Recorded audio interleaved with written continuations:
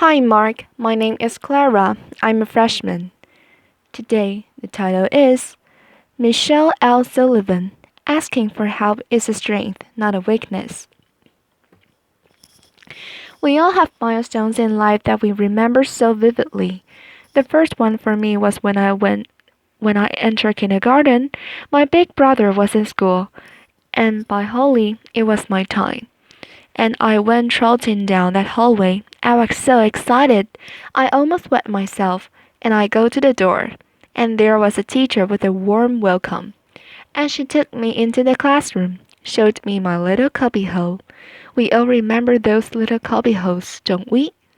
And we put our stuff in there. And then she said, "Go over to the circle and play with the kids until class starts." So I went over there and flopped down like I own the place. And I'm playing, and all of a sudden, the boy next to me, he was wearing a white shirt with blue shorts. I remember it like it was yesterday. Suddenly, he stopped playing and he said, "Why are you so short?" And I just kept playing. I didn't think was talking to me. Laughter. And in a louder voice, he said, "Hey, why are you so short?" So I looked up and I said, "Why are you talking about? Let's just play. We're happy. I've been waiting for this."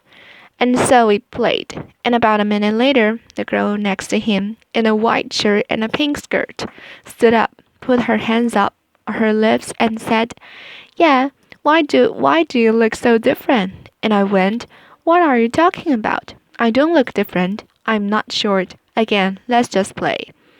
About this time, I looked all around the circle I was in, and all the kids had stopped playing and they were all looking at me. And I'm thinking, in today's language, it would be, "Oh my god," or "What the fuck?" Laughter. What just happened? So, all the confidence that I went in that morning was withering away as the morning went on and the questions kept coming. And at the end of the morning, before I went home, the teacher had us in a circle, and I'd actually find myself outside of the circle. I couldn't look at anybody. I could not understand what just happened. And over the next few years, I hated to go out in public. I felt very stare, very giggle, very pointed finger, not a finger, but every finger. And I hated it. I would hide behind my parents' leg like nobody could see me. And as a child, you can understand another child's curiosity, nor an adult's ignorance. It became very apparent to me that the real world has not built for someone of my size, both literally or figuratively. And so I have no anonymity, as you can probably tell, and while you can see my size, we all go through many challenges throughout lifetime. And some you can see, like mine, most you can't. You can't tell if someone's dealing with a mental illness or they're struggling with their gender identity. They are caring for an aging parent. They are having financial difficulty. You can see that kind of stuff. So, while you can see one of my challenges in my size, seeing does not mean you can understand what's truly to be me on a daily basis or what I go through. And so I'm here to debunk a myth. I do not believe you can walk in someone else's shoes, and because of that, we must adopt a new way of giving of ourselves. Simply stated, I will never know what it's like to be you, and you will never know what's like to be me. I cannot face your fears or chase your dreams, and you can't do that for me. But we can be supportive of each other. Instead of trying to walk in others' shoes, we must adopt a new way of giving ourselves. I learned at an early age that I did have to do some things different than most people. But I also learned there were things I was on equal footing with, and one of those was the classroom. This was vitally important. I discovered as I grew older and realized I wasn't going to be able to do a physical job. I needed an education. So I went on and got a university degree, but I failed to be one step ahead of everyone for employment. I needed to have an advanced university degree. So I went ahead and got that. Now, I'm ready for my interview. Remember your first interview? What am I going to wear? What questions? And don't forget that firm handshake. I was right there with you. So 24 hours before my interview, a friend of mine who I've known all my life called and said, Michelle, the building you're going in has steps. And she knew I couldn't climb steps. So suddenly, my focus changed. And in my shoes, I was worried about how am I going to get there. So I went early and found a loading dock and got in and had a great interview. They had no idea what I went through for the day, and that's okay. You're probably thinking my greatest challenge that day was the interview, or getting in the building. In reality, my biggest challenge that day was getting through the loading dock without getting run over. I'm very vulnerable in certain situations airports, hallways, parking lots, loading docks. And so I have to be very careful. I have to anticipate and be flexible and move as quickly as I can sometimes. So I got the job, and in my current role, I travel quite a bit. And travel is a challenge for all of these days. And so you probably get to the airport, run through security, get to the gate. Did I get my aisle seat or my window seat? Did I get my upgrade? Me, first of all, I don't run through anything. Laughter. And I especially don't run through the TSA because I get to experience the personal pat down. I won't comment on that. And then I make my way to the gate, and with my gift of gab that my parents said I was born with, I talk to the gate agent, and then I say, by the way, my scooter weighs this much. I have to dry cell battery, and I can drive it down to the door of the plane. Also, the day before, I had called the city where I'm traveling to find out where I could rent a scooter in case mine gets broken on the way. So, in my shoes, it's a little bit different. When I get onto the plane, I use my gift of gab as the lady to put my bag up, and they graciously do.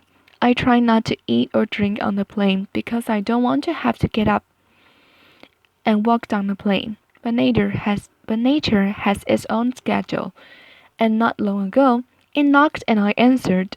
So I walked up to the front of the plane and gabbed with the flight attendant, and said, Can you watch the door? I can reach the lock."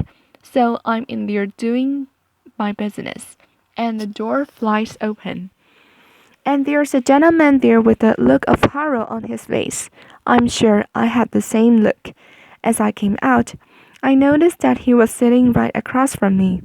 He's in total, complete embarrassment. So I walked up to him and I quietly go, "Are you going to remember this as much as I am?" Laughter. And he goes, "I think so." Laughter. Now, while he's probably not talking about in public, I mean, while he's probably not talking about it publicly, I am. Laughter. But we walked for the rest of the flight and we got to know each other, our families, sport, work, and when we landed, he said, "Michelle, I noticed someone put your bag up. Can I get that for you?" And I said, "Of course, thank you." And we wished each other well.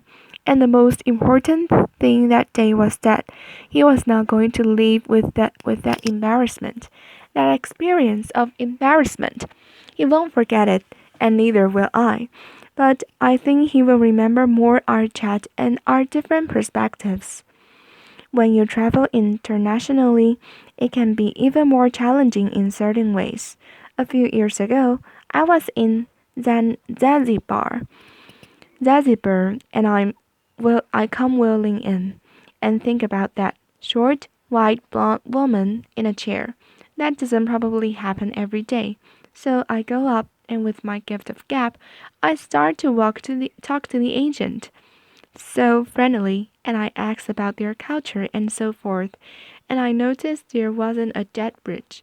So I had a kind of said, "Not only do you have to lift my chair, I could use some help getting up the steps. So we got to spend an hour together while we waited for the flight, and it was the most magnificent hour. Our perspective changed for both of us that day, and once I got on the flight, he patted me on the back and wished me well, and I thanked him so much. And again, I think he's going to remember that experience more than when I first came in, and there was a bit of hesitation. And as you notice, I get a lot of help.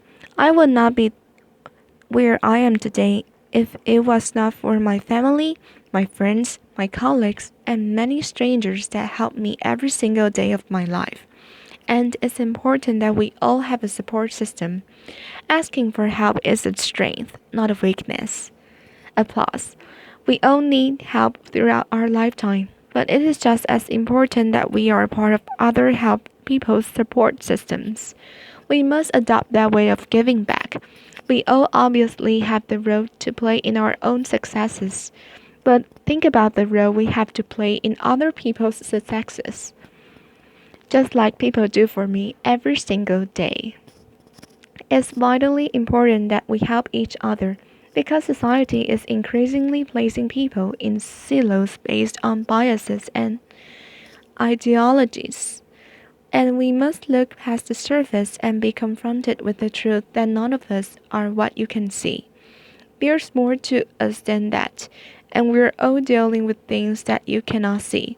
So, living a life free of judgment allows all of us share those experiences together and have a totally different perspective, just like the couple of people I mentioned earlier in my stories. So, remember, the only shoes you truly can walk in are your own. I cannot walk in yours. I know you can walk in my size one's laughter, but you can try. But we can do something better than that. With compassion, courage, and understanding, we can walk side by side and support one another. And think about how society we can change if we all do that indeed instead of judging on only what you can see. Thank you. Applause. Thank you.